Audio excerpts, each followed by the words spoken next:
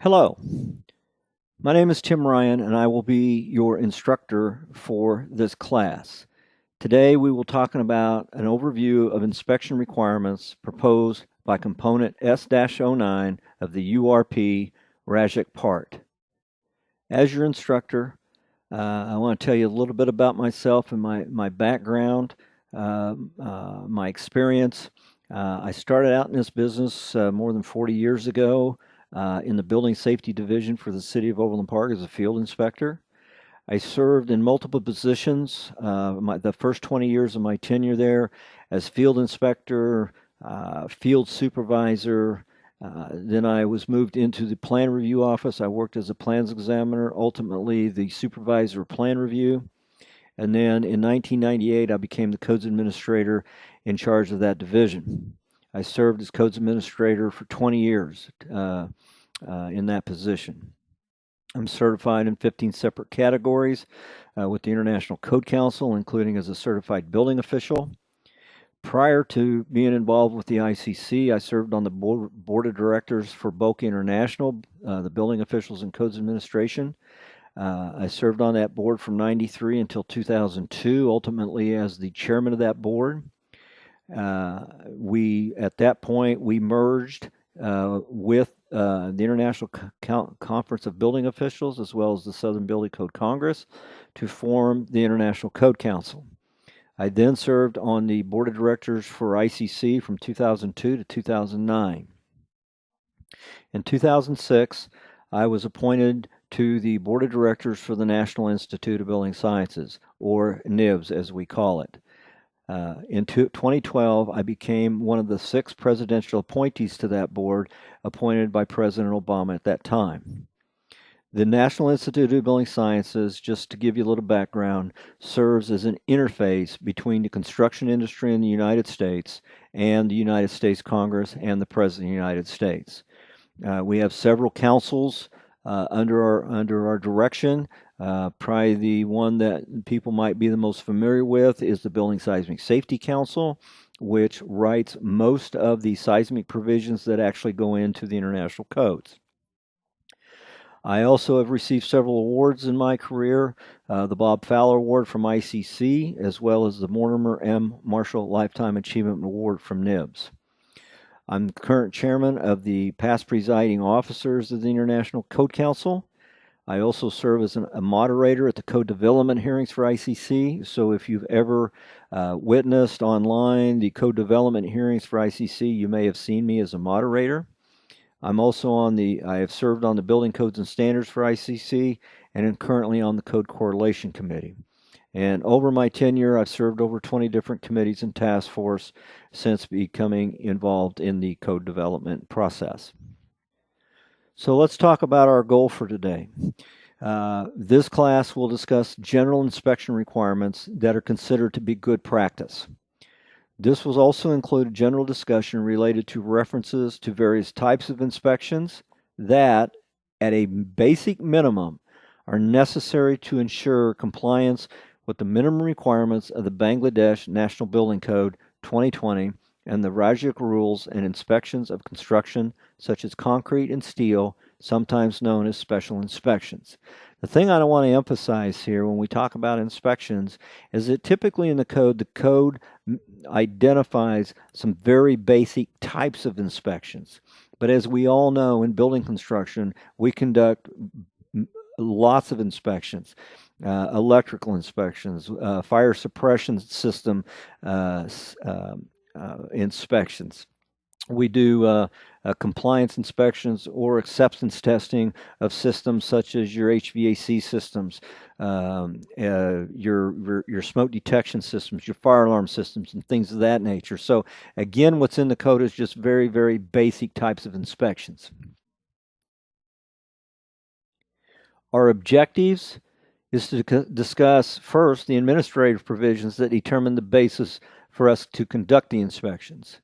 Second, we have to have an understanding of general planning requirements for both commercial and residential buildings. And then the third one, the authorities responsible for conducting or ensuring inspections that are executed and completed. So let's talk about administration. When you look at any code book, the code books typically are aligned in accordance with how you go about constructing a building. The first thing you have to have is the administration part. The administration is our legal requirements, it is our operational requirements, and are the requirements that we have on how we adopt the code from not just being a code but actually becoming a law. And that's typically in administrative provisions. Okay, so when we talk about inspections, the administrative provisions, first of all, we have to talk about that the inspectors have to be qualified. And we'll talk about the qualifications later in the presentation. Inspections are conducted in order to check compliance.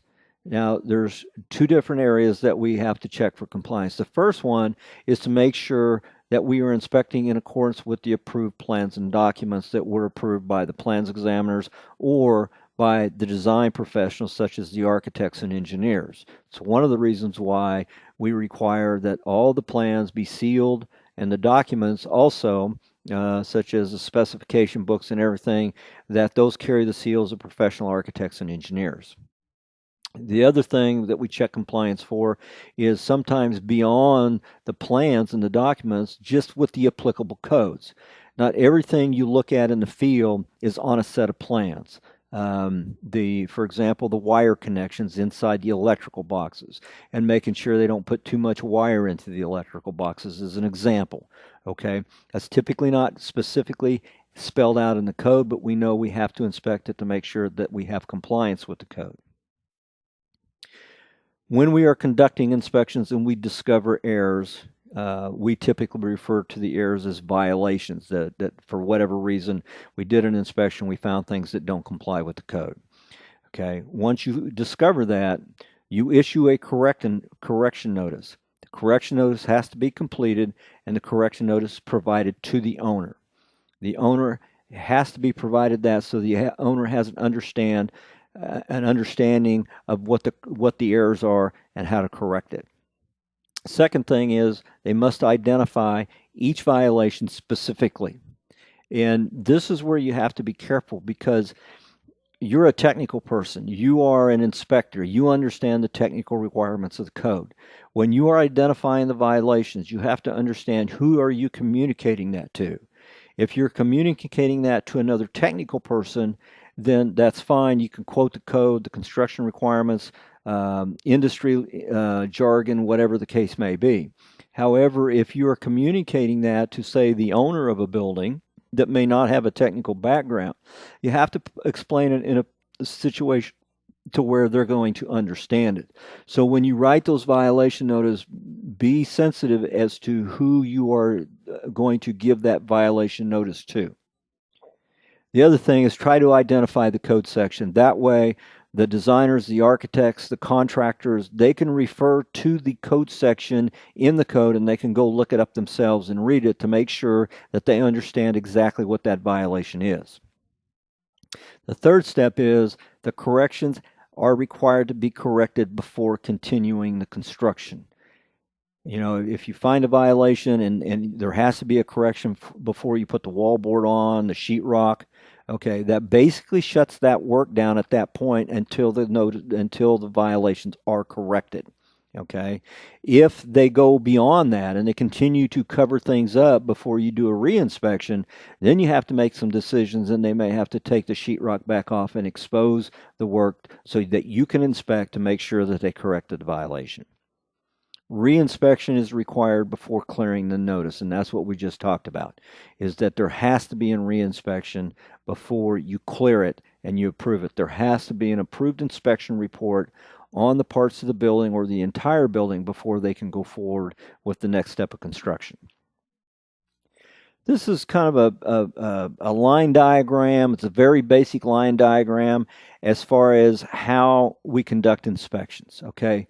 We know the first thing is we conduct the inspections in compliance with the adopted code. That is our basis. That is what we are looking for on an inspection, is to make sure that the work is compliant with the code as it's adopted or as amended. So the first line there, question number 1, is does the work comply with the code? If it is yes, then ultimately we are going to issue the certificate of occupancy, which basically clarifies that the work has been completed in compliance with the adopted code. If the answer to that question is no, then it goes to the right side of the diagram, and now we have two choices.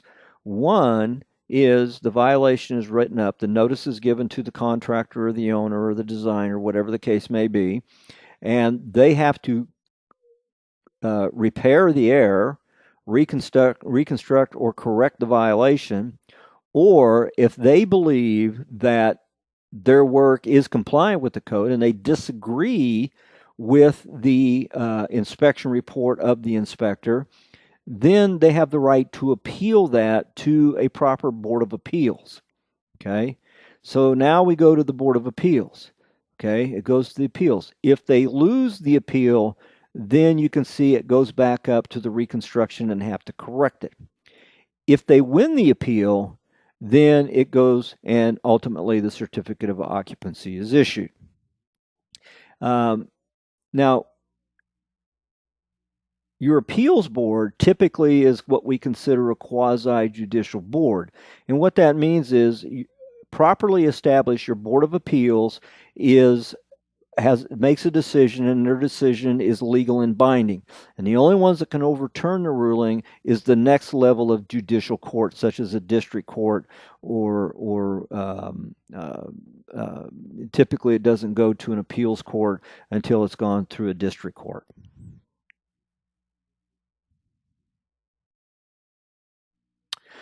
Our next slide deals with Table 6-1 of the Bangladesh National Building Code 2020 Part 2, Chapter 3.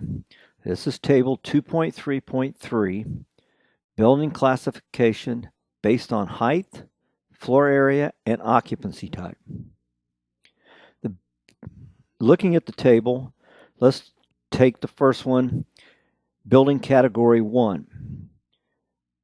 That allows up to 2 stories or 8 meters in height, and that's without a basement.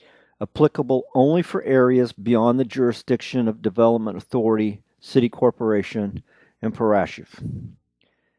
The floor area is limited up to 250 square meters. The type of occupancy is our A1 and A2 occupancies. Building Category 2. Height of building can be up to 5 stories with a floor area of up to 1,000 square meters. Our occupancy types can be A1 through A5. Building Category 3. Height of building can be up to 10 stories or 30 meters in height for engineering design and supervision at any height for land survey, subsoil investigation, and architectural design. Our floor area can be up to 7,500 square meters. Types of occupancy for Building Category 3 is our A, B, C, E1, E2, F1, F2, and H1. Building Category 4, height of building can be of any height, unlimited in height, or floor area, unlimited in area, can be, in other words, any size. Type of occupancy is for all occupancy types.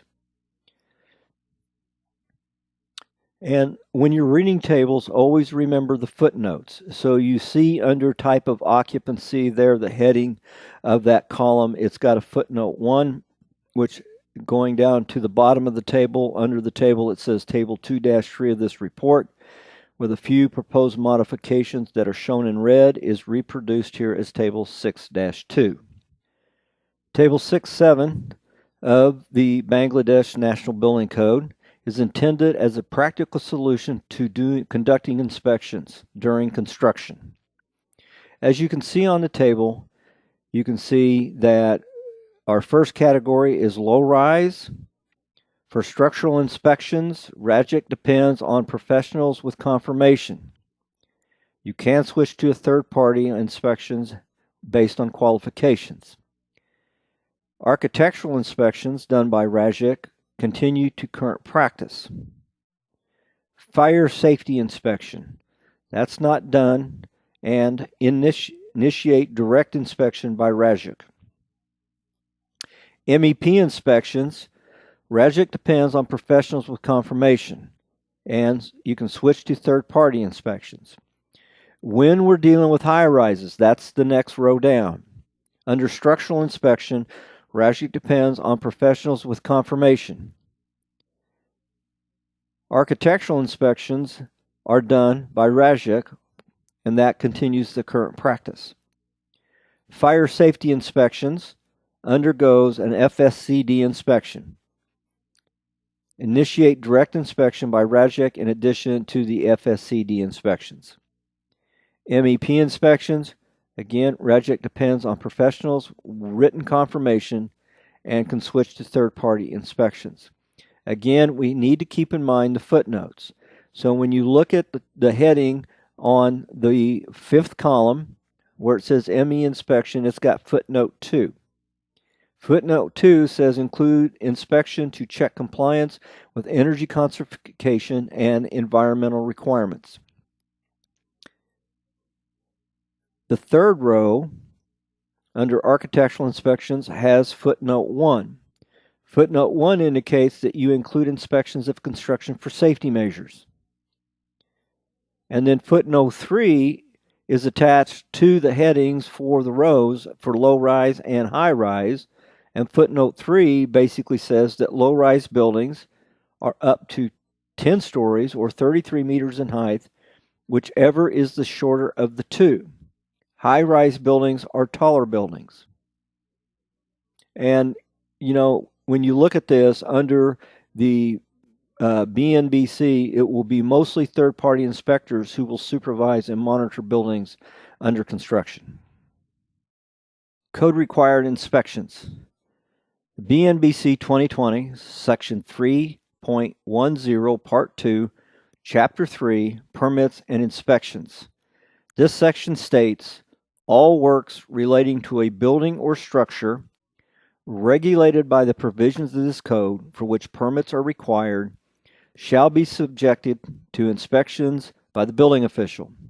Modalities and frequency of such inspections shall conform to the requirements put forward by the approving authority.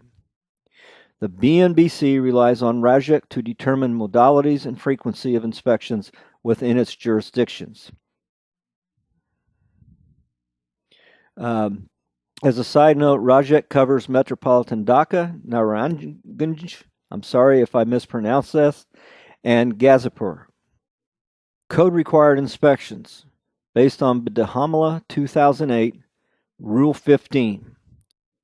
Duties and responsibilities of the applicant relating to construction. You're required to inform authority of completion of construction work up to the plinth level. The authority shall arrange the inspection, and the authority will give consent using Form 311 for continuing work beyond plinth level, or they will refuse to allow further construction using Form 312 within 7 days, or construction will continue. Code required inspections, BNBC 2008. Rule 17. Safety and supervision relating to construction, as and when required. The applicant shall assist the authority during their inspection by, first, providing technically efficient personnel, and supplying necessary information, drawings, and other documents, and by carrying out all tests at their own cost. Continuing with code-required inspections, BNBC 2008, Rule 19. Completion report authority required to conduct inspection within 15 days of receipt of the application and in the presence of the applicant and the technical persons. Rule 23. Renewal of occupancy certificate. The authority shall inspect a building within 15 days of receipt of the application in accordance with Stage 6, i.e. 6.1, Volume 4, Plan Review and Inspection Checklists. Continuing with Code Required Inspections, BNBC 2008, Rule 28, Duties and responsibilities of authority. The authority of any officer empowered by the authority can inspect the construction work anytime from sunrise to sunset and can check if the work is being carried out as per approved design, report, and specifications. General requirements. General requirements are in section 110.1 of the BNBC 2020. This is the general section. All construction for which a permit is required shall comply with the following. Be subject to inspection by the building official. All work shall remain visible and accessible for inspection until approved. The owner or the authorized agent of the owner is responsible for work remaining to be visible and able to be assessed for inspection. Neither the building official nor the jurisdiction is liable for any expense related to removal or replacement of any material to allow inspection. It is critical that the contractor understands that they are not to cover up the work until the building official has completed the inspection. We do get into situations to where they do cover up the work prior to the inspection. At that point, the building official has to make some decisions as to the amount of work that they want to see and what the contractor is going to have to expose.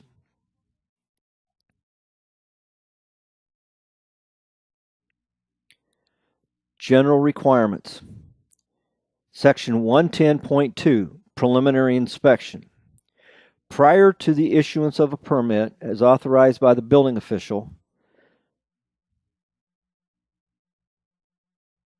Section 110.3, required inspections.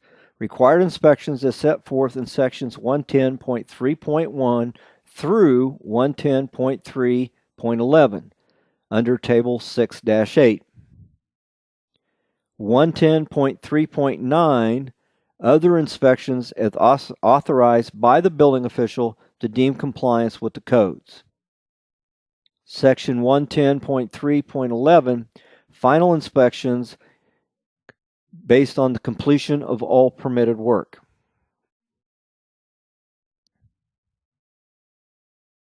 We're going to now talk a little more specifically about certain required inspections under Table 6-8 under the jurisdictional inspections required by RAJUK. Section 110.3.1, footing and foundation inspections.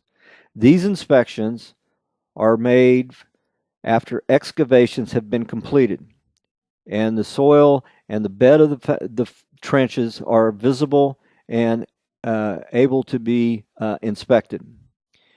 Reinforcing steel is also in place when the inspector arrives, and they are secured in place appropriately in accordance with the code. Concrete foundation forms shall be in place. These foundation forms shall be in place, secured in place, and ready for inspection.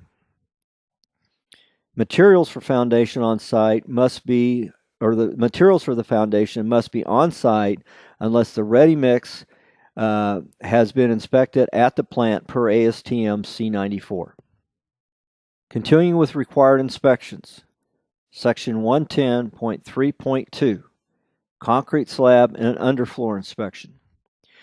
Inspection is made after the reinforcing steel, the building service equipment, conduit, piping accessories, and any other ancillary equipment items are in place and approved, and prior to concrete placement. Again, the reinforcing steel and any utilities such as electrical, mechanical, plumbing that is going to be embedded into the concrete should have been inspected prior to the placement of the concrete. Continuing with required inspections, the framing inspection, or as we call it, the rough end. This inspection is conducted after first the roof decking or sheathing is installed. That is critical that the roof decking has been installed so any kind of weather elements do not deteriorate or impact the quality of the framing after it's installed. All framing, floors, walls, ceilings, and roofs and fire blocking and bracing. Okay. So, when we talk about the framing of the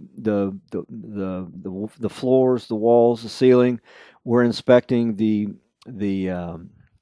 markings to make sure of the grade and the species of the lumber to make sure it's spanned appropriately. These grade marks are critical during the inspection and must be visible and available to the inspector. If in fact the contractor during the installation has inadvertently removed or cut off the ends of these members, if we're talking about wood and those labels are not available, then we would the licensed lumber grader would have to come out and relabel the wood, or the wood would have to be replaced with labeled material. Fire blocking and bracing. Again, the fire blocking and bracing has to be installed in the appropriate locations. Keep in mind the fire blocking is intended to prohibit the spread of smoke and fire from level to level, first floor to second floor and up into the attic areas. It controls the spread of smoke and fire during such event. The next one, chimneys and vents. These have to be inspected to make sure that the chimney and vents use, number one, the appropriate material, particularly if it's a factory manufactured chimney vent. The labeling has to be inspected to make sure it has the proper clearance from any combustible materials. And the last bullet there, all electrical, plumbing, heating wires, pipes, and ducts also have to be inspected to concealment. The electrical, it's very critical that the electrical wiring is inspected to make sure that there's no abrasion. It's got the proper distance inside, located on the studs or the structural members, so when the wallboard is put on, it's protected from any kind of nailing, things of that nature. Pipes and ducts, again, we have to make sure that the appropriate material for the pipes and the ducts, depending on its usage, whether it's a drain, waste, and vent system or a mechanical system, whatever the case may be, to make sure that they're using the proper materials. And again, these are all inspected prior to concealment with wallboard, sheetrock, or any kind of other materials. Section 110.3.5, lath, gypsum, and panel product inspections. Again, these inspections are done after the installation and prior to taping, plastering, and finishing. This is critical that the inspection of the gypsum board is inspected prior to the taping and plastering, because the nailing pattern is critical. Based on the listing of the sheetrock or the gypsum, if it's a gypsum assembly, the gypsum has specific requirements on nailing patterns. They have specific requirements along the perimeter of the sheet wall board. If you're using a 4x8 piece of gypsum, they have specific requirements as far as the nailing pattern around the edges, and typically the nailing pattern on the internal part of that wallboard is different than the perimeter. This is specifically important if in fact it is a fire rated assembly. Let's say you have a 1 or a 2 hour rated assembly, that gypsum board, it has very specific nailing patterns regarding the rating of the assembly. You would have to check the plans. We talked about the plans earlier. You would have to check the plans to find out what design they used, and they should have the listing of the design that they're using and what the nailing pattern is and things of that nature. Now, there is an exception where gypsum board and panel products, if they're not part of a fire resistance rated assembly or shear assembly, there is a note. Fire rated assemblies and shear assemblies usually have listed assemblies identified on drawings or engineering details. On the plans or the construction specifications as part of the project, that should have been there should have been some assurance from the plans examiner to make sure that those assembly designs are on the plans for the inspector to use in the field. If they are not there, then the appropriate direction of the inspector would be to disapprove the installation until they provide the proper information. Continuing with required inspections, Section 110.3.6, weather exposed balcony and walking surfaces waterproofing. This is where you have elevated surfaces exposed to water, and they're required to be protected by an impervious surface.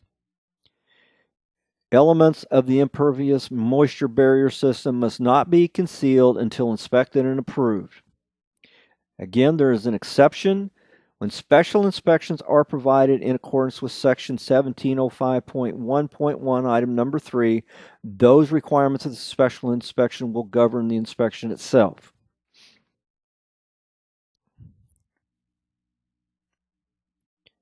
Fire and smoke resistant penetrations. Section 110.3.7. Protection of joints and penetrations in fire-rated assemblies, smoke barriers, and smoke partitions shall not be concealed until inspected and approved. Usually they are inspected in accordance with the listed assembly requirements. Much like we just talked about the JIP assemblies, if they're fire-rated assemblies, through penetration requirements have specific listings by nationally recognized testing laboratories. And there are many types of these types of joints and penetrations. The through penetration fire stop design should be on the construction documents, the plans or for the building inspector to look at. Again, depending on which UL listing design or listed assembly they're using, that information has to be available to the inspector, and so they can inspect it as far as these through penetration fire stops, to make sure they're using the right materials, that the materials are being installed appropriately and they're secured appropriately, and that they're using the proper materials in conjunction with the element that is penetrating the rated assemblies. So for example, if you have a metal electrical conduit penetrating, that through penetration fire stop requirement typically is going to be different than if you are penetrating a fire-rated assembly with plastic drain, waste, and vent piping for your sanitary situation. So again, you have to make sure you read the through penetration fire stop listing requirements to make sure that they've installed it in accordance with those designs. Energy efficiency inspections, Section 110.3.8. In order to determine compliance with Chapter 13 provisions, including requirements related to the thermal envelope of the building, such as cavity insulation R and U values, fenestration U values, duct system R values, HVAC and water heating equipment efficiency. So when you break this down, there's a lot of things in that slide right there. The first thing is dealing with the thermal envelope. As we know, the energy codes, depending on whatever climate zone that you're in, they have very specific requirements as far as the insulation values and the R values that you're using, whether it's an R13 insulation, an R20, an R30, an R40, whatever the case may be, depending on the geographical areas that the construction is taking place. The second thing there is the fenestration U values. Typically, this is our glazing, our windows. And we have to follow to make sure that the fenestration U values of the glazing that's being put in on our exterior walls complies with the U values of the energy code. Our duct systems. Two things on our duct systems. One is if the duct system is installed completely within the thermal environment of the building, typically you do get some relief in those areas, as opposed if the duct system is up in the attic area beyond the thermal envelope of the roof ceiling assembly. So again, you have to figure out where that thermal envelope is and how it's being penetrated and where you have to insulate these areas. Okay, so again, your duct systems, those R values that they're insulating the duct systems, And typically those are tested. The ducts are tested with what we call a duct blaster testing to make sure that there's no leakage and things of that nature. And then our HVAC and our water heating equipment efficiency, they have to make sure that they meet design within the construction documents to make sure that the efficiency of the equipment is meeting the minimum requirements of the code. Typically, that's an 80% or higher efficiency level. And again, you have to do the inspection in accordance with the approved construction documents. Special inspections. We're going to transition now from required inspections that are typically done by the field inspector working for the jurisdiction, and now we're going to talk about special inspections. Special inspections are typically conducted by professionals or private inspection agencies, third-party agencies. There's very specific requirements in the code as far as the types of special inspections. When you look in the code, there are various types of special inspections. Special inspections that deal with structural, special inspections that deal with fire protection requirements and things of that nature. For the most part today, we are going to concentrate on some of the structural requirements, some of the structural special inspections, and that's going to be our primary focus for today. And so to begin with, we have to make sure we understand, well, what is a special inspection? And special inspections are defined within the code as an inspection of construction requiring the expertise of an approved special inspector. And there in brackets it says all defined terms are written in italics in the IBC. And we put that in there because if you're using typically the codes as written, anytime you see a word that's italicized, that typically means that there is a definition in the chapter 2 of the code. Okay, so again, requiring the expertise of an approved special inspector, and that's in order to ensure compliance with the code and the approved construction documents. So there's two areas here that the special inspector has to concentrate on. Okay, the first is to make sure that they're assuring compliance with the code, and typically when you're talking about structural components such as steel and concrete, there's typically standards that are referenced such as ASTM standards, AISC standards, things of that nature. So it's up to the special inspector to assure that those materials are being put in accordance with the reference standards. The second part of this is that it's incumbent upon the special inspector to be familiar with the construction documents. That would be the plans, the specifications that go along with the plans, and any special notes. It is up to the special inspector to assure that the construction is compliant with the plans that were approved in order to get the building permit. Any work or operations requiring special inspection typically are clearly spelled out in Section 1705 of the Building Code. Special inspections may have to be continuous or periodic.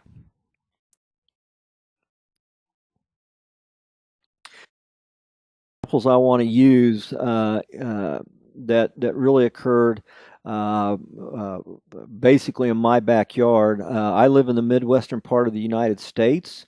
And back in 1981, and you can look this information up online on websites, and this is an example of why we have special inspections.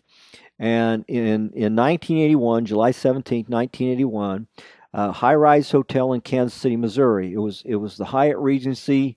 Can't remember exactly how many stories that the hotel was, but when you walked into the lobby of the hotel, they had these what they call skywalks that were suspended from the very high ceilings, the atrium of the main lobby of the hotel, and there was two of these skywalks, and the way they were suspended did not meet the original design. And there was approximately 1,600 people gathered in the atrium for what they called these tea dances, and they were typically on Friday nights, everybody would show up there after work, and they would have these tea dances, and everybody would dress up. And on the evening of July 17th, 1981, the second level walkway that at the time had approximately 40 people, and at around 7 o'clock that night, with more, and there was more people on the third, and an additional 16 to 20 on the fourth. So the fourth floor bridge. So you got these bridges. You got the second floor, third floor, and fourth floor suspended bridges. The fourth floor bridge that was suspended directly over the second floor bridge with the third floor walkway, and they were offset several yards from the others. And during the tea dance, guests there heard a popping noise just moments before the fourth floor walkway dropped several inches. And then there was a pause. Then it fell completely onto the second floor walkway, which at that point, both walkways then fell all the way to the lobby floor. And 114 deaths. There was 216 non-fatal injuries. At the time, my wife was a nurse. At one of the local hospitals, they were calling all medical people back into the hospital in order to take care of the injuries and the deaths. What exactly happened? Well, this was a situation to where, and you can see on the slide here, where the original design, the appropriate design on the left side there, had the bolt and the a rod that was supposed to be supporting the steel flange supporting the floors. You can see on the right the way they actually constructed it. And what happened was, because they changed the design, the force on the nuts and the washers and the nuts was not appropriate for the force that was put on the structure itself. And because of the weight of the people and the vibration of the movement, these gave way. And you can see on the left side there the actual picture of these steel flanges that failed. So what did we learn from the Hyatt Skywalk collapses? Well, determined that, first of all, specialized structural construction is typically beyond the scope, the training, and the education of your typical jurisdictional building inspectors. Most building inspectors are not engineers. They're not architects. They're not trained or qualified to be inspecting the structural components of the superstructure of a building. The second is that such construction should be inspected by qualified inspectors such as architects or engineers. And then the third bullet there, structural construction should be monitored by qualified inspectors more frequently than what is typically provided for jurisdictional inspectors. That third bullet is very important in that municipal inspectors, jurisdictional inspectors, we have so many inspections that we have to do in a day, okay? And so we go out, we spend, depending on what type of inspection we're doing, certain inspections can take anywhere from 5 minutes up to 45 minutes or an hour or whatever the case may be. But the issue is, unlike special inspectors who have to be out there basically all the time while they're pouring concrete or while they're constructing the steel structure, municipal inspectors or jurisdictional inspectors cannot be out there for that amount of time watching them torque the bolts or pour the concrete, making sure that the steel is properly covered, monitoring slump tests, whatever the case may be. Jurisdictional inspectors do not have that kind of time. And so that was a big conversation when they were talking about putting special inspections into the body of the model building codes. When we talk about special inspections, there are certain things that we have to understand.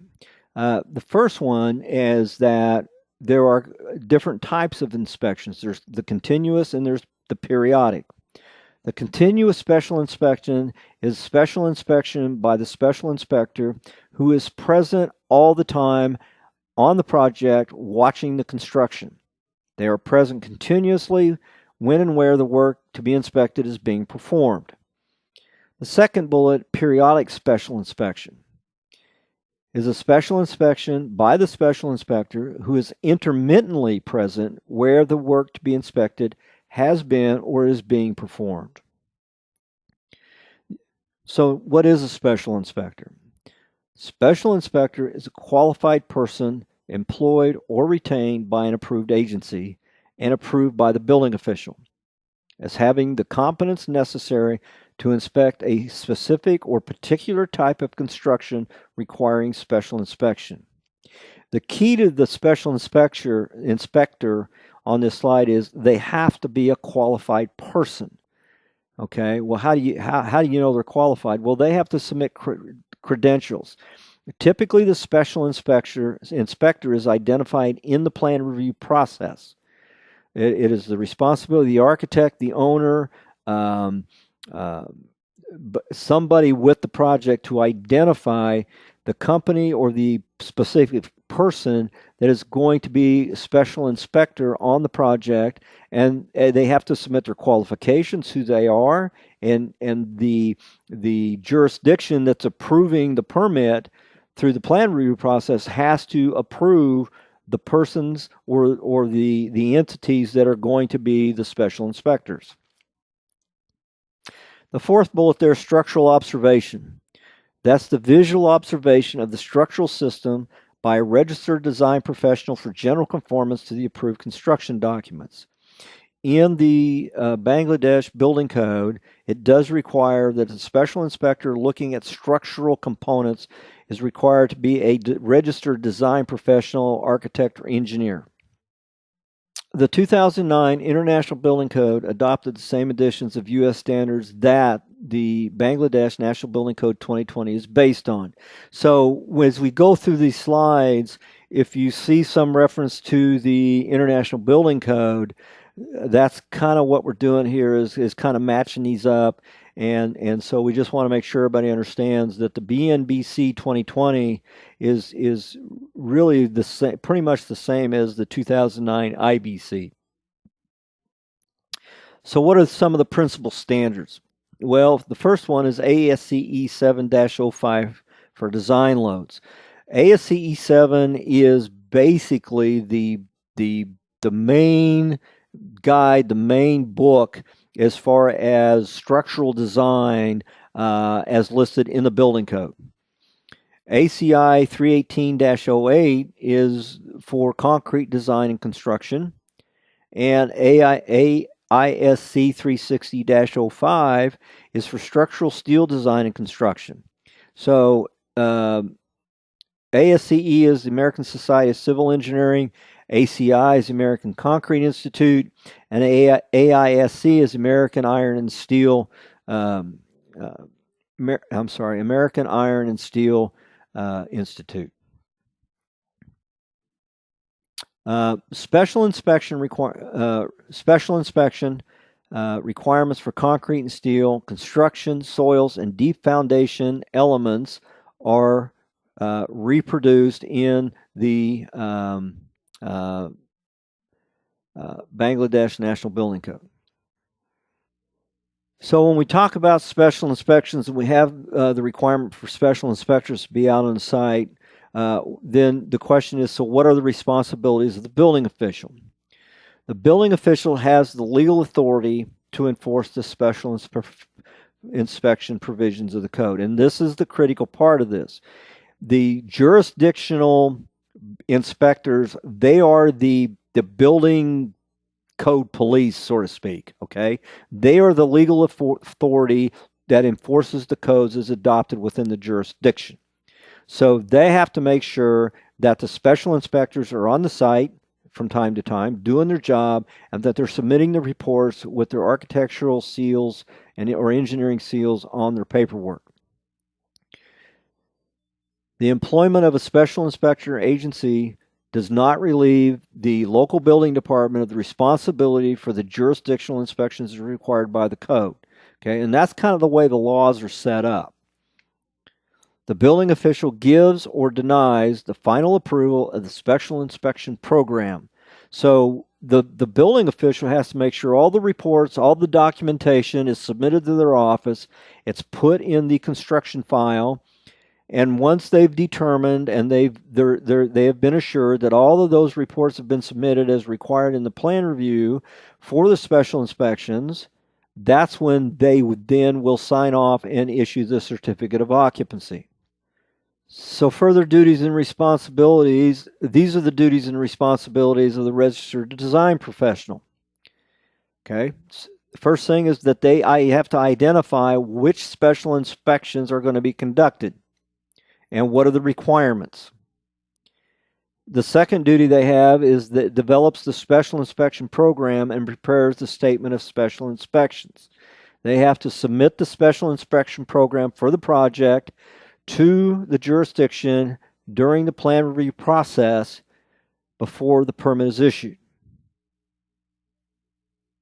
The RDP then takes part in the submittal of the documents. It is the design professional's responsibility to conduct a pre-construction meeting with the code official of the jurisdiction and any other parties that are involved in the special inspection process. The special inspectors, the design professionals, maybe the owner's rep, so that they have the information available so everybody understands what the requirements are. The registered design professional then makes periodic site visits as part of the structural observation of the program. Okay? Their responsibility is to make sure that the special inspectors are out there when they're supposed to be out there doing what they're supposed to be doing. Okay, continue on with duties and responsibilities of the RDP. Okay, the first one on the slide there where they outline the duties of the special inspector. Okay, the registered design professional of record on the project has to identify what needs to have special inspections on, whether it's concrete or steel work, maybe fire protection of certain steel elements, whatever the case may be. They have to identify what those duties are. The second thing is the registered design professional at time is required to make periodic site visits as part of any structural observation program. One of the primary reasons for that is to make sure that the special inspector is out there when they need to be out there.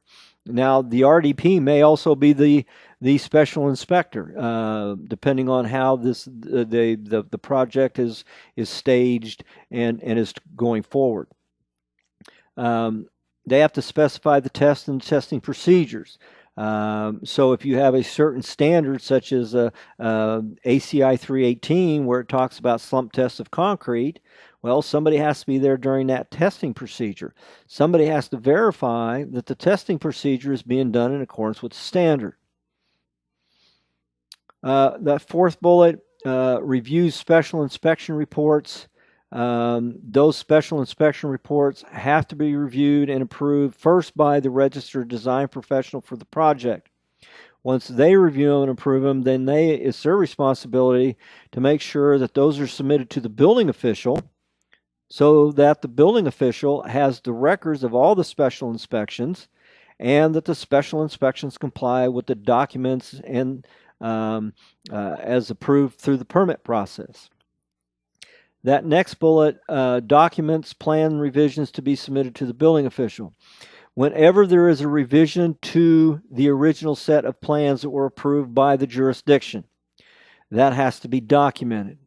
And basically, if it's a major change, usually if it's something minor, that's kind of a judgment call on what has to be documented. It's really up kind of to the special inspector. But if it's a major change, then revisions to the plans have to be submitted, or revisions to the construction documents have to be submitted to the building official for their approval.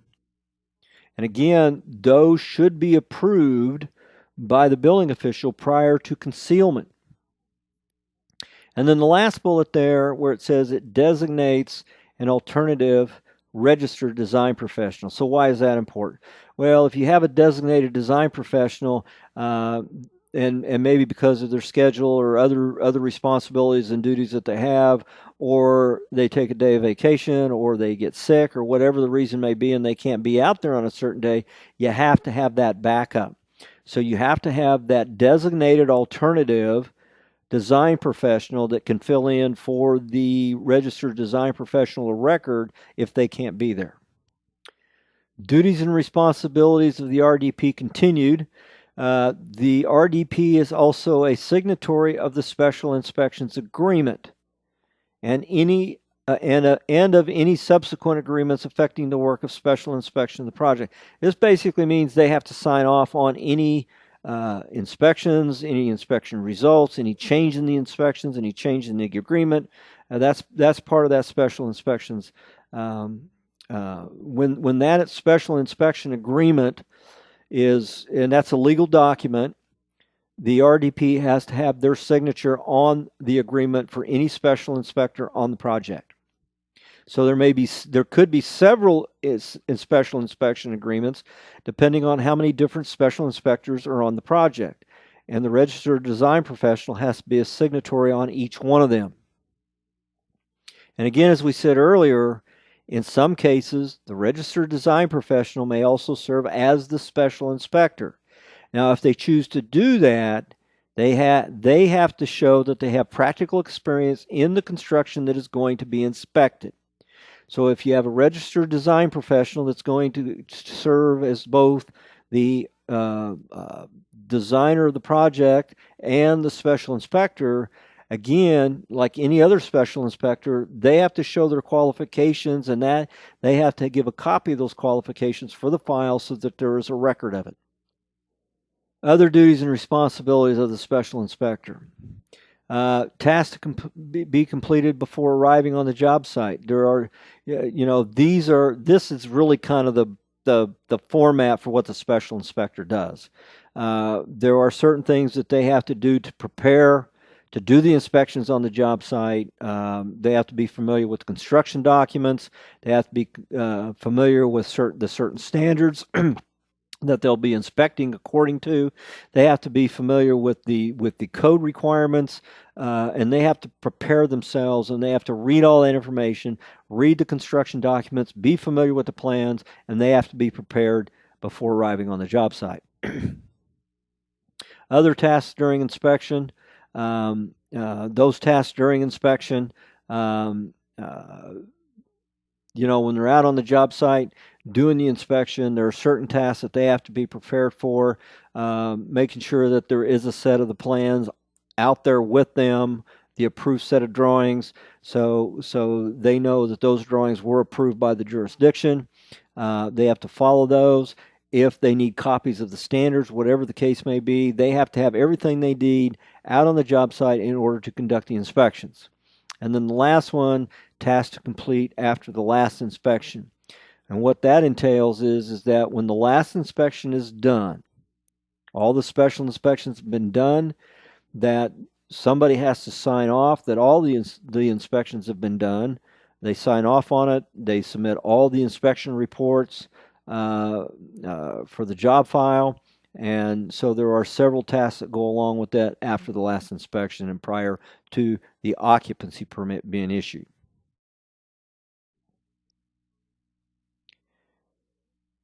So those three items we just talked about, we're going to break those down a little bit on each one of them. So prior to visiting the job site, the first thing they have to do is they have to review the statement of special inspections in order to clarify any questions. Okay, so they have to be familiar with that. They have to be able to review the approved plans and specifications. This is probably one of the most critical parts of being a special inspector. They have to know the plans and specifications like the back of their hand. They have to know every page. They have to know every requirement. They have to know the specifications, which standards that are being used to assure compliance based on the materials that are being used, based on the installation. They have to be familiar with all of that. They also have to understand if there's any additional requirements from the jurisdiction It's not just all about the standards. So if there was additional requirements that was made by the plans examiner during the review of the plans, the inspector in the field has to know what are those additional requirements. And so at that point, they may have to have a conversation with the plans examiner so that they understand exactly how the plans were reviewed, what are any kind of additional requirements, things of that nature. One of the additional requirements may be if for whatever reason there was an appeal, went to a board of appeals, then the appeals board allowed an alternative design from the code that included some level of special inspections.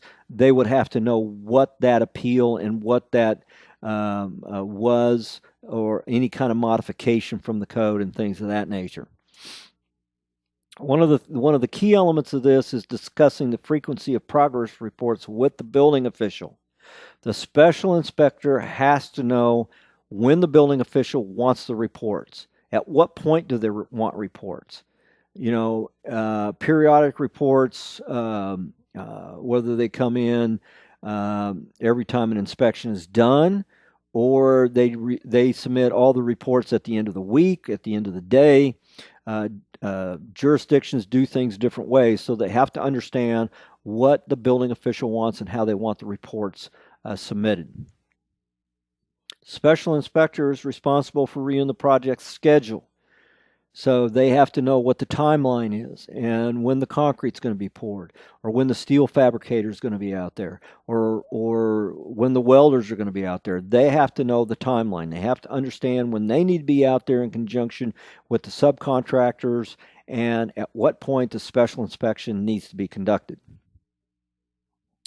They have to determine if special inspections of materials from a non-approved fabrication facility will be required, because it's not always the case. So again, they have to understand the fabrication facility. If they're going out to do an inspection at a fabrication facility, they have to determine if the special inspection materials are being done, if the facility is approved or not approved.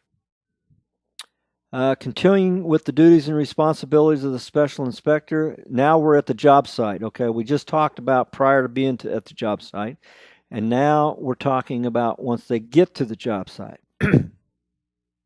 First thing any special inspector to do is, as soon as they walk on the site, they have to notify the contractor that they are there. And why is that? Because they don't typically work for the contractor. And anytime you have a contractor, the general contractor, they're responsible for who comes on the site and who's not on the site. So they have to report to the contractor to let them know they're there and why they're going to be there. The contractor, the general contractor, should have the information as who the special inspectors are, how many special inspectors are there, what are they going to be looking at, so they've got that information. So the special inspector has to notify the contractor personnel of presence and the responsibilities at the site. Second thing is they have to follow the site requirements for safety, and they have to sign in. Okay? Anytime you walk onto a construction site, you are responsible for following the safety guidelines of the contractor, the general contractor, and complying with those safety regulations. Typically, you have to sign in when you get there so they know you're there, that you've been there, and they've got a record of it. The third bullet is observe the assigned work. That's what you're there for. You're going to do the inspection. Okay, you're going to do the inspection in accordance with the approved plans, the recognized standards, and based on your expertise. Then you're going to perform or observe required testing. So if you are a special inspector and what you're looking at, there's certain levels of testing. You have to witness those tests, and you have to document the findings of that test. If there are any non-conforming items, you have to report those immediately while you're there. You have to document them, and you have to let the contractor, the subcontractor know what the violations are, what they need to do before they can continue going forward with the construction. And the last bullet, you have to provide timely progress reports as predetermined with the building official. Again, that is something that The timely progress of the report should have been determined prior to the work commencing when the permit was issued. Further duties and responsibilities of the special inspector. At the end of the project is done, it's over, a final report is required to be submitted. Note, in some jurisdictions, the report must be signed and sealed by a professional engineer from within that jurisdiction. Okay? So you have to know what jurisdiction you're in and what the requirements are. Okay, now we're going to talk about inspection of fabricators. It requires a little bit different knowledge base than your typical special inspection and your typical special inspector. Some agencies specialize as third-party inspectors for fabricators and manufacturers, and you have to know who they are. You have to know what their level of expertise is, and what fabrication that they're experts in. The inspector for fabricators must be familiar with the fabrication of steel, concrete, or other elements similar to those constructed for the project. Typically, periodic inspections are made of the plant's production and documentation to verify that the plant or the fabrication plant continues to fabricate products to their quality requirements. So let's start to talk about specific types of special inspections. So let's start with concrete. Concrete construction varies widely. Residential foundations typically use minimum strength concrete mix, somewhere around 2,500 or 3,000 psi concrete, obviously because they don't have near the loads. Again, there's a lot of different things that go into the minimum strength of concrete. Vertical loading, lateral loading, soil conditions, the plasticity of the soil, things of that nature. Then you have high-rise construction requires high-strength mixes for use in narrow columns, increasing available space. And again, unlike the residential, when you're talking about high-rise buildings, commercial buildings, you have requirements for higher strength. Your loading is higher. Dead load, live loads are higher. Lateral loading, the higher the building. The wind loading, all different than your residential loading, and therefore it requires different requirements from the code itself. And again, with higher concrete strength that's assumed in a design, the need for special inspection to verify the concrete strength and proper placement becomes extremely critical in order to secure the safety of the structure. Cast-in-place foundations, holes drilled to required depth is very critical to make sure they're down to bearing soil. And once they're filled with concrete, you have to be careful of the placement of the concrete. Placement can be during drilling process, but again, you can't, there are very specific requirements on the placement of the concrete depending on the depth of the holes and things of that nature.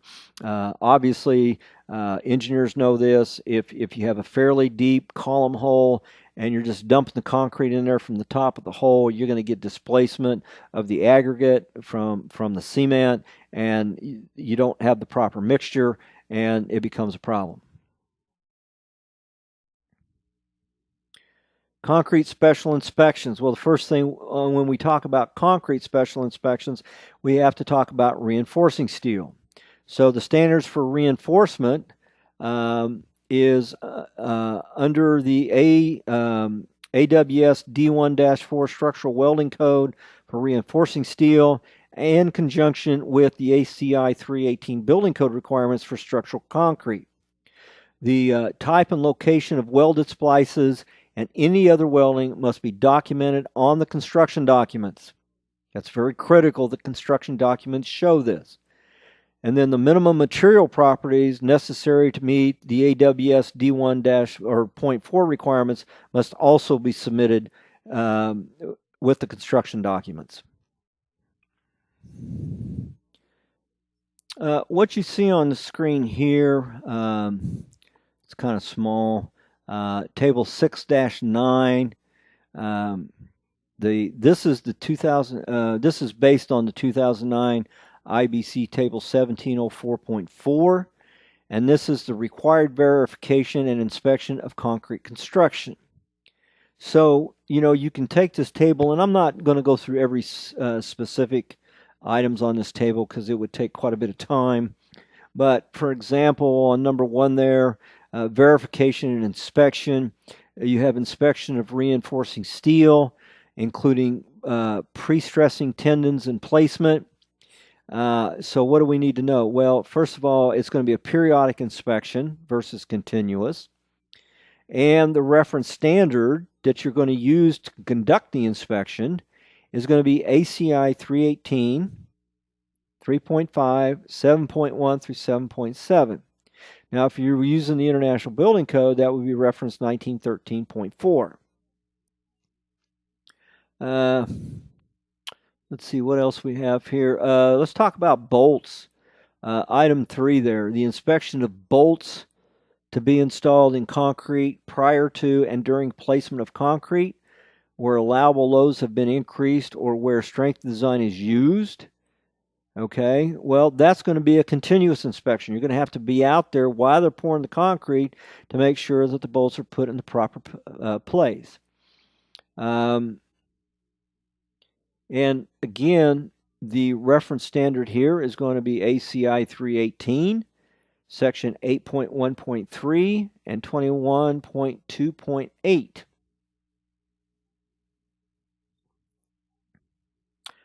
Inspection of anchors installed in hardened concrete.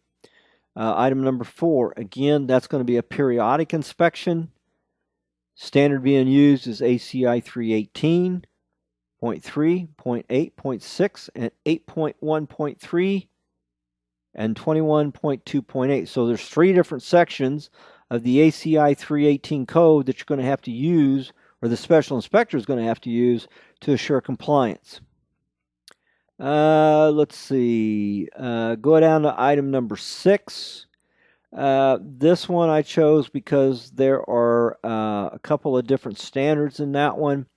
Item number 6 says at the time fresh concrete is sampled to fabricate specimens for strength testing, perform slump and air content tests, and determine the temperature of the concrete. That would be a continuous inspection. You're doing the slump test is what you're doing. You're testing the strength of the concrete. That test has to be done in accordance with ASTM C172 and C31 and ACI 318 section 5.8 or 5.6 and 5.8. Let's see. What else we got in there? Erection of precast concrete members. Again, that's going to be periodic inspection. And the standard we're going to use is ACI 318, section 5.11 through 5.13. So again, this is just a table that gives you an idea of certain types of inspections and whether they're periodic or continuous, and which standard is referenced to be used by the standard that is to be used by the special inspector for code compliance. Steel special inspections. This is the erection of members. These are typically periodic. And the areas that are inspected, high strength bolting and welding of steel members. That has to comply with ANSI A and AISC standard 360-10. The standard for structural steel buildings includes quality assurance provisions and any remaining items that cover welding of cold form steel construction and rebar. I kind of put a picture of the standard up there on this one on structural steel. The standard AISC 360. Chapter N, that deals with the quality control and quality assurance requirements. That standard addresses minimum requirements for quality control and quality assurance, as well as it includes requirements for non-destructive testing. It also includes requirements to be considered adequate and effective for most steel structures. And there is a statement of special inspections. There's kind of a model for statement of special inspections within this document. That would be Chapter N, which becomes SI minimum requirement for structural steel. And again, these are the two references. These are the documents that you would use when inspecting steel, or special inspectors are typically going to use when looking at steel construction. You have the AISC 360-16, specification for structural steel buildings, and the AISC 341-16. That is your seismic provisions for structural steel buildings. So, if you're in a seismic area where you're constructing the building, typically that's going to be an SDC, seismic design category, of a D, E, or F category. Might have C categories, but again, you have to check what the building code is, whether you're in a C category and whether the C categories require the same provisions for seismic criteria. Typically A and B are the less restrictive seismic areas that probably would not have to comply with the AISC 341-16. Again, you have to check your area, your geographical area, and the seismic maps as to what area you are located in. Okay, we have Table 6-10. Again, this is 2009 IBC Table 1704.3. It's the same. The Table 6-10 is the same as the IBC Table 1704.3. This is required verification inspection of steel construction. This table starts with material verification of high-strength bolts, nuts, and washers. You've got two categories under that heading, A and B. Identification markings to conform to ASTM standards specified in the approved construction documents. That's a periodic inspection, and the reference standard is AISC 360, section A3.3, and as applicable, the ASTM material standards. Again, I'm not going to read every provision of the table. It takes way too much time. You can read those in your own time. But these tables are really good checks as far as what type of inspection and what standard is to be used during the special inspection. It also is a good reference of whether the inspection is to be a continuous inspection or periodic inspection. Okay. Let's skip down there. Material verification of structural steel and cold form steel decking. A, B, and C are all periodic inspections, and for the most part, they are to be conducted in accordance with the AISC 360, section M5.5, and applicable ASTM material standards.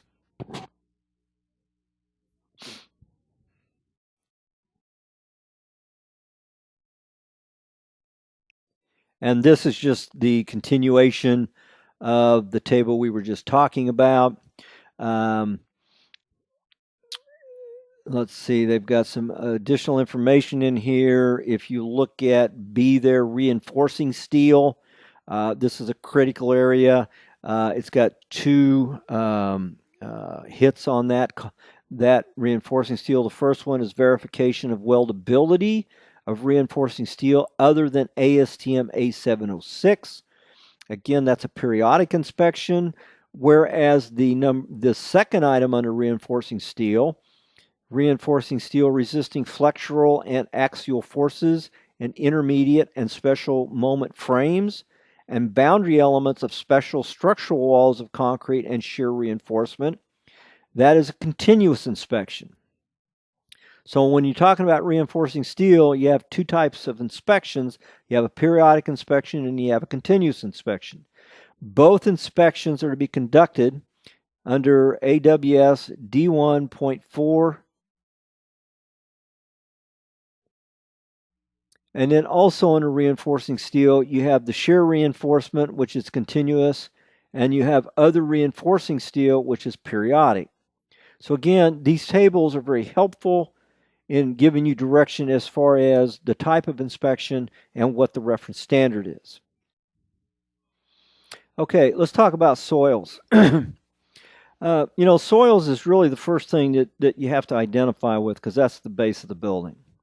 And your SI relies on approved geotechnical reports and the construction documents prepared by the RDP. The special inspector on the site has to be familiar with soils. They have to be familiar with the different types of soils, whether they're fill soils, clay soils, limestone, whatever the case may be. And you have to verify the materials, and based on materials may determine the excavation depth. Okay, so you have to be familiar with the existing site soil conditions, if there is fill placement, and the special inspector has to be qualified to determine the load-bearing requirements. When you are dealing with deep foundations, special inspections are typically continuous for deep foundations. Errors in placement, angle and load capacity of piles need to be discovered and remediated swiftly. For all deep foundation construction, the approved geotechnical report and construction documents, as prepared by registered design professionals, shall be used to determine the compliance. When you are dealing with helical piles, continuous special inspection during installation of helical piles foundations. The approved geotechnical report and the construction documents, as prepared by the registered design professionals, is to be used to determine compliance. Table 611 of the Bangladesh National Building Code, again, similar to the 2009 IBC Table 1704.7, as far as required verification and inspection of soils. And there are 5 categories here. The first one is to verify materials that are below shallow foundations are adequate to achieve the design bearing capacity. That is a periodic inspection during the task that is listed. The second item, to verify excavations that are extended to proper depth and have reached proper materials. This is very critical here, where you get to the proper soil with the proper bearing capacity. And again, the special inspector has to be qualified to understand the types of soils and whether you get to the proper material. And again, those are periodic inspections. Number 3, perform classification and testing of compacted fill materials. Again, this is critical. If they brought in fill and it was to be compacted, it has to be verified that the strength of the material is achieved in order to support the proper foundation. The bearing capacity is very critical at this point, and that has to be determined. Item 4, verify the use of proper materials and densities and the lift thickness during placement and compaction of the compacted fill. That is a continuous task. The special inspector has to be out there the entire time that the materials are being placed. And the 5th one, prior to placement of compacted fill, you have to observe the subgrade and verify that the site has been properly prepared. And again, that is a periodic inspection. I put this up there. This is actually a case that I was specifically involved with. This happened in my jurisdiction in 1998. We had 2 very large homes. One was brand new. It was occupied at the time. The other one, where you see on the screen there that totally collapsed, that one was actually under construction. And to just give you a very quick summary of what can happen with soil conditions, this was a situation where the developer brought in a substantial amount of fill along the hillside. It was not properly compacted. However, when they built the houses, they did get a structural engineer to come in and look at the soil. He determined that the soil was not compacted. It wasn't proper engineered. And so he determined that you needed to put concrete piers underneath each of the houses, and that they were to be drilled down to virgin soil that had the proper bearing capacity. Both houses had around 30 to 40 piers, 40-foot deep, under each one of them. Okay, so that's the first thing you need to know. The second thing you need to know is, you see on the right side of the screen, you have that white fabric next to the house on the very right side there that was occupied at the time. Well, that was a situation where the local jurisdiction had a storm pipe that had been installed, had been discovered that it had come apart. They didn't do any investigation as to why it had come apart. They just went in, they repaired it, and now you've got a storm drain coming down there. Well, and you can't see it on the picture, but from the street, there is a 60-foot drop to the back part of these houses, and there is a creek at the bottom of the hillside. That month, they had 13 inches of rain, which created a situation where the creek at the bottom of the hill constricted. When it constricted, it created a moving force of the unengineered fill, which became a driving force, and it took the houses, the piers, and everything with it down the hill. That is a situation to where you really have to understand what's under there. The fill material, the type, they got down what they thought was to bearing rock. It was what they call a Wea shale, which is very weak, and they didn't test it, and we had a situation like this. So this is just a sample or an indication of what can happen because of the soil, the materials in the soil, and using compacted fill. Deep foundations. Special inspections are typically continuous for deep foundations. Errors in placement, angle, and load capacity of the piles have to be identified and discovered and remediated very swiftly. Those have to be remediated immediately once they are found before the work continues. For all deep foundation construction, the approved geotechnical report and construction documents have to be prepared by a registered design professional and shall be used to determine compliance. Driven deep foundations. Typically, steel cylinders or H-shapes pounded into soil by a pile driver at the surface. Again, we have another table here that I think is very helpful. This is a situation to where table 612, again, it's similar to the 2009 IBC table 1704.8. Required verification inspection of driven deep foundation elements. And like the other tables, I'm not going to go through all 7 of these, but to give you an example, the first one, verification inspection task, you verify the element materials, sizes, and lengths that comply with the requirements. It is a continuous inspection during the task that is listed. Let's see, what else we got here? Let's go down to number 3. Observe driving operations and maintain complete and accurate records for each element. Again, that is a continuous task during the driving operations.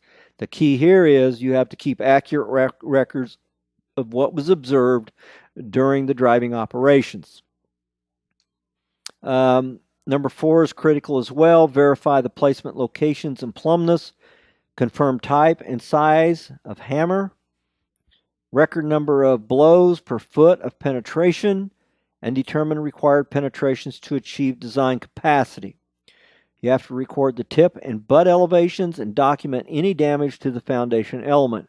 Again, you have to identify the record number of blows per foot of penetration. This is critical to determine if in fact there was damage to the pile itself. 6.6.2 Inspection Checklist.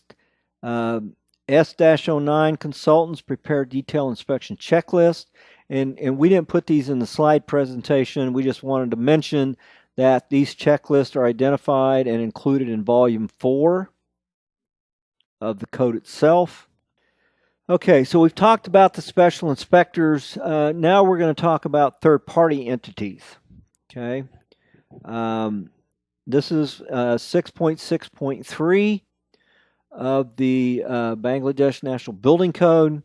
And as you would imagine, the very first bullet is third-party entities shall be qualified diploma engineers. They have to be diploma engineers. They have to be certified, have the education with a diploma. There shall be no enlistment of individual third-party inspectors with RAJUK.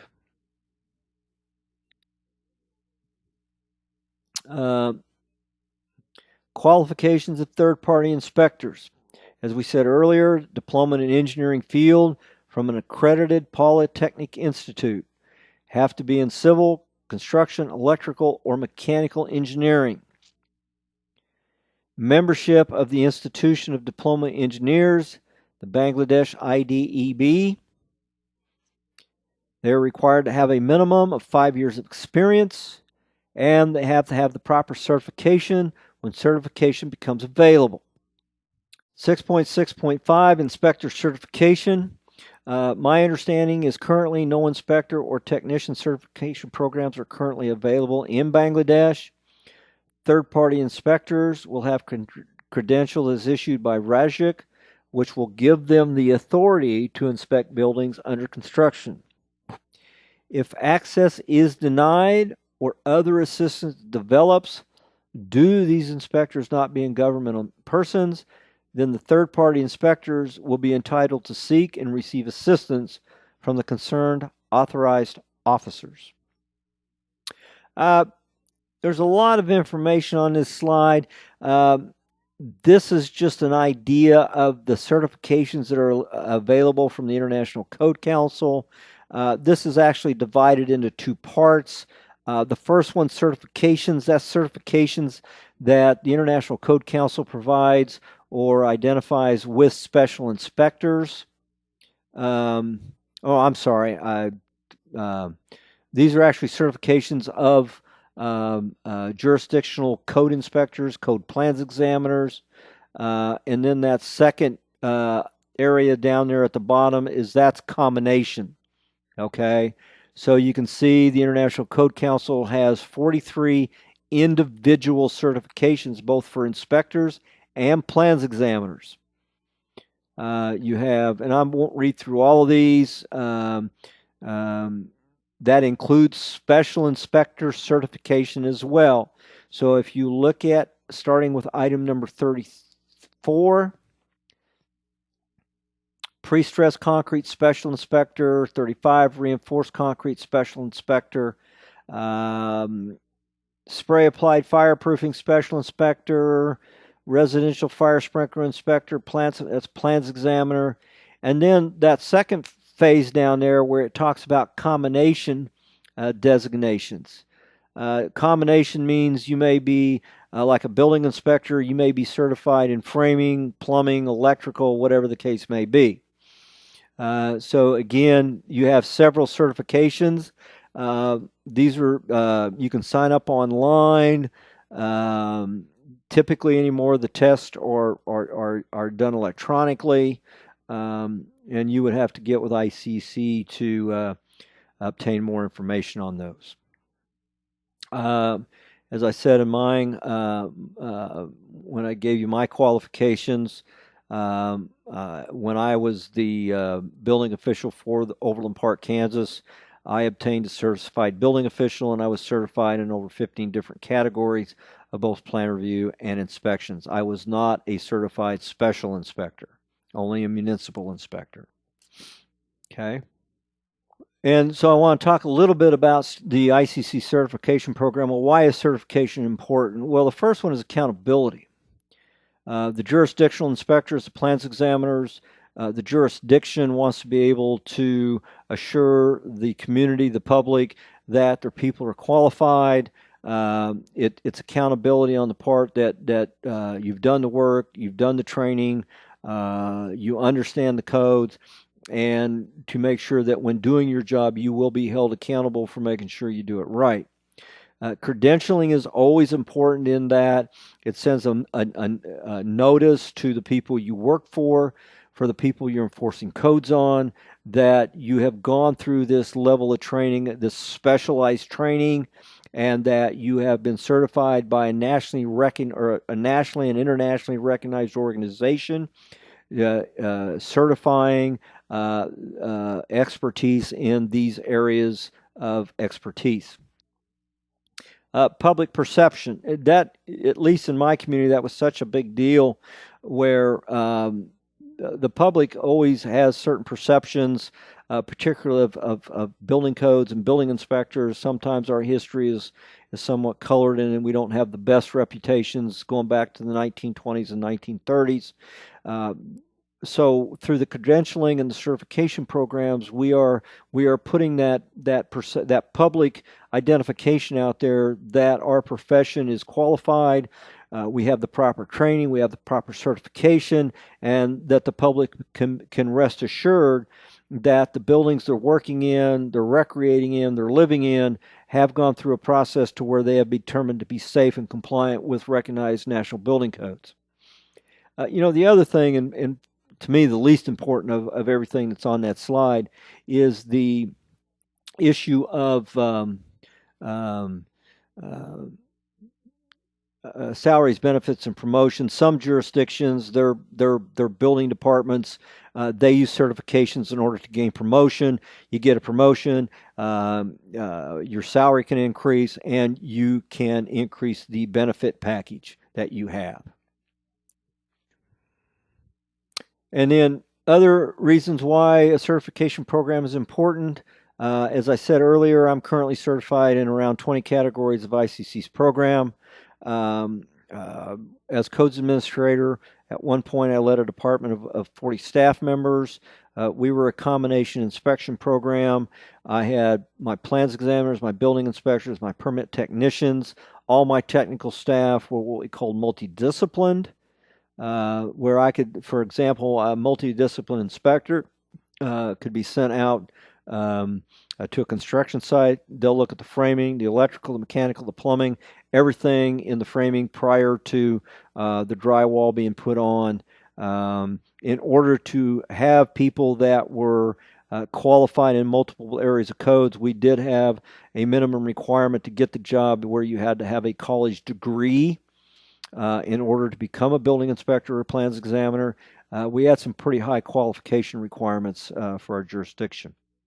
And all my staff members were certified in multiple categories. At one point, I had on staff 10 certified master code officials. And again, our certifications were tied directly to an increase in salary and gaining a promotion. And I will wrap up with,